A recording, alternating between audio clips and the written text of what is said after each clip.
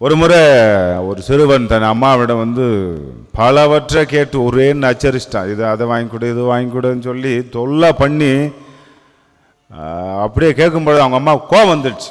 என்னடா அவன் இப்படி தொல்லை பண்ணுறான்னு சொல்லி கம்பை எடுத்தாங்க, வளாசினாங்க. வளாசிட்டு கடைசியாக கேட்டாங்க, இனிமே கேட்பியா? நான் கேட்க மாட்டேம்மா. ஐஸ்கிரீம் கேட்பியான்னார். நான் கேட்க மாட்டேம்மான்னார். எனக்கு கடைக்கு போனேன், அந்த பொருளை வாங்கி கொடுப்பேன், கேட்பியான்னு. கேட்க மாட்டேன். சரி, நான் அம்மா சொல்கிறேன், என் பேச்சை கேட்பியான்னு கேட்டார். கேட்க மாட்டேம்மா அப்படின்னார். இன்றைக்கு பிள்ளைகள் அப்படித்தான். பல காரியங்களில் நம்ம கேட்டு தொந்தரவு செய்தாலும் நாம் சொல்வதை மட்டும் கேட்கவே மாட்டாங்க. அவங்க கேட்குறதெல்லாம் நம்ம கொடுக்கணும். ஆனால் நாம் சொல்வதை அவர்கள் ஒருபோதும் கேட்பதற்கு பெரும்பாலான பிள்ளைகள் தங்களுடைய மனசை தயார் நிலைப்படுத்துவதில்லை. அவரும் நம்ம அம்மா தான் நான் பார்த்துக்குவோம்னு சொல்லி.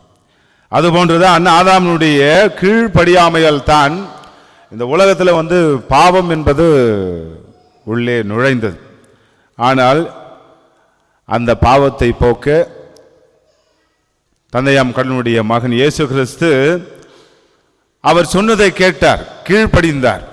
ஆள்தான் என் அன்பார்ந்த மைந்தர் இவரே, இவர் பொருட்டு நான் பூரிப்படுகிறேன் என்ற அந்த வானக தந்தையினுடைய நற்சான்றிதழை இறைவன் ஆண்டவர் இயேசு கொடுத்தார். இதன் வழியாக இந்த உலகத்திலிருந்து பாவத்திலிருந்து நம்ம மீட்பை அடைந்திருக்கிறோம் என்பதை இறைவனுடைய கீழ்ப்படிதலால் தான் கிடைத்தது என்பதை நம்ம புரிந்து கொள்ள வேண்டும்.